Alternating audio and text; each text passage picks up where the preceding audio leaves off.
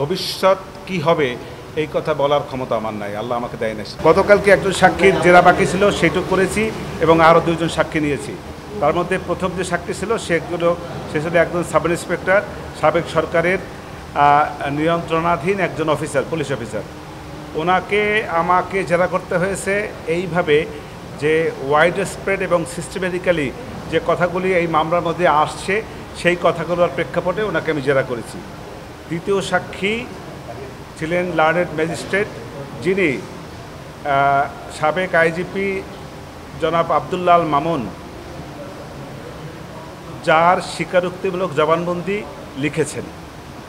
সেই learned magistrate সাহেবকে আমি জেরা করতে গিয়ে একটি প্রশ্ন করেছিলাম যে আপনি আপনার জবানবন্দির প্রথম দিকে বলেছেন যে তাকে 2.5 ঘন্টা সময় তাকে দিয়েছেন বোঝার জন্য এবং উপলব্ধি করার জন্য, কিন্তু এই স্বীকারোক্তিমূলক জবানবন্দি দিলে তার কি পরিণতি, এই কথাটা আপনি তাকে বুঝিয়ে বলেন নাই এবং সেই কথাটা আপনার এই জবানবন্দিতে লিখিত নাই।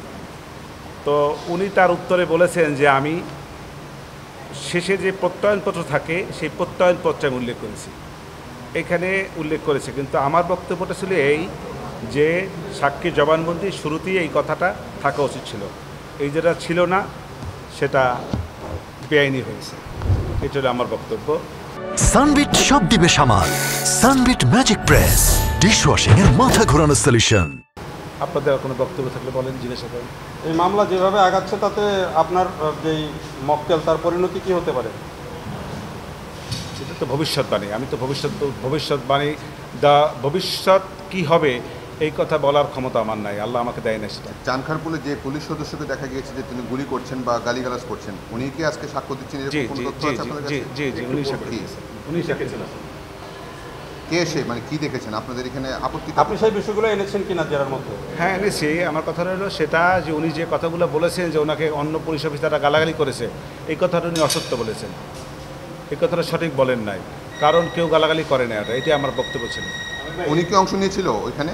না, উনি নিজেকে নির্দোষ দাবি করে এই জবানবন্দিটা দিয়েছেন, সেটাই সেখানে আমার আপত্তি ছিল। সেটা তো পরবর্তীতে আমি বলবো যে নিজেকে জড়িয়ে কথা বলা আর নিজেকে না জড়িয়ে কথা বলা, এর মধ্যে যে পার্থক্যটা আছে সেটা তো আমি আর্গুমেন্টে বলবো।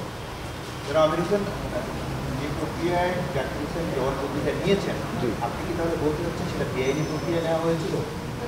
বেআইনি বলবো না 16 আনা, কিন্তু একটি জায়গায় এইটা আইন বহির্ভূত হয়েছে, একটি জায়গাতে, যেটাকে ওনাকে বলা উচিত ছিল যে আপনাকে এই জবানবন্দি দেওয়ার পরিণতি কী হতে পারে এই মর্মে ওনাকে অবগত করানো উচিত ছিল। জবানবন্দি কি তাহলে ত্রুটিপূর্ণ? আমি তো মনে করি তাই না, যিনি জবানবন্দি দিয়েছেন তিনি পুলিশের সাবেক আইজিপি, জি, এবং যেটি এই ইয়েতেও এসছে আইজিপি, এবং তিনি আইনের বিধান সম্পর্কে বিস্তারিত জানেন। তাহলেও তাকে এই যে বলছেন যে পরিণতি সম্পর্কে জানানো, তিনি কি এই জবানবন্দির পরিণতি সম্পর্কে আইজিপি সাহেব জানেন না মনে করেন? ইমেটেরিয়াল পরিণতি উনি জানেন, অনেক কিছুই জানতে পারেন, কিন্তু যখনই কোনো জবানবন্দি লিখিত আকারে আইনের আকারে যখন আসবে তখন সেটা উল্লেখ থাকতে হবে। আমরা অনেক কিছুই জানি, অনেক কিছু, কিন্তু সেই জানা জায়গাটা যদি প্রপারলি সেখানে ইউজ না করা হয় তাহলে সেই জানার তো কোনো মূল্য নাই।